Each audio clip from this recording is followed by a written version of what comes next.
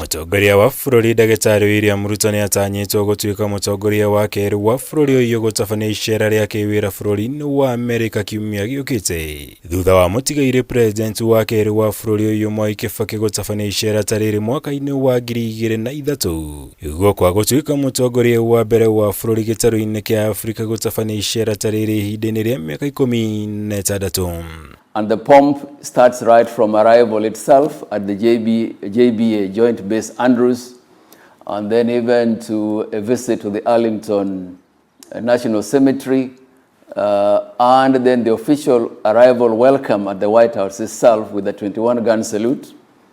And then the following day, on Thursday, we'll have, of course, the official arrival ceremony, as I said, with 21-gun salute, followed by bilateral talks, a press conference, and then thereafter, of course, in the evening, you'll have the state dinner. President atanyitwo gũkambĩrĩria icera rĩrĩ mũthenya wa gatatũ kiumia gĩũkĩte kũrĩa akanyitwo ũgeni nĩ president wa Amerika Joe Biden.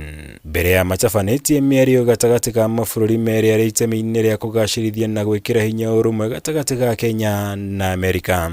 The host government is quite keen to promote an environment that will be able to further strengthen our relations.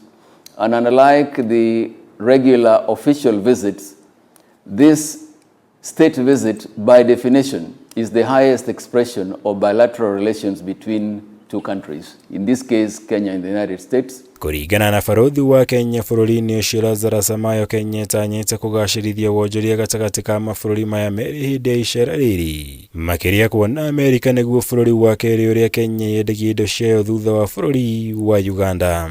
Achievements that will occur as a result of the visit is the desire to expand the volume of trade between Kenya and the United States, not only the volume but also to add value addition to what we are exporting to the United States. Nĩ icera rĩgwetetwo tarĩ ũritũ mũnene harĩ kĩrũgamo gĩa Kenya ta mũrata wa hakuhĩ wa Amerika gĩtarũ-inĩ kĩa Afrika harĩ maũndũ matiganĩte ta wonjoria, ũgitĩri na ũnyitanĩri maũndũ-inĩ matiganĩte, ũndũ ũrĩa Kenya ĩtanyĩte kũhũthĩra nĩguo kũgucĩrĩria ũigithia nginya kuma mabũrũri mangĩ ma thĩ.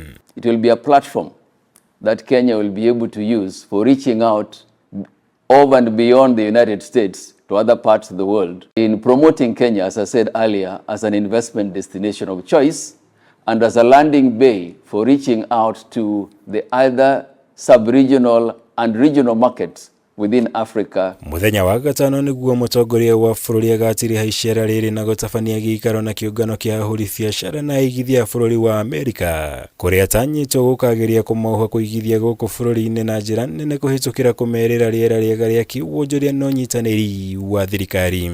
We have had significant inroads made as a result of the many reforms that the government of Kenya has continued to make in the course of creating an environment that makes it possible for investors to choose Nairobi as their landing bay, not only for the Kenyan or East African market, but even for the wider market, whether it is under the framework of the East African community or under COMESA or even the AfCFTA. Ngĩribotera Kameme TV, njĩtagwo Mwaura Wagunya.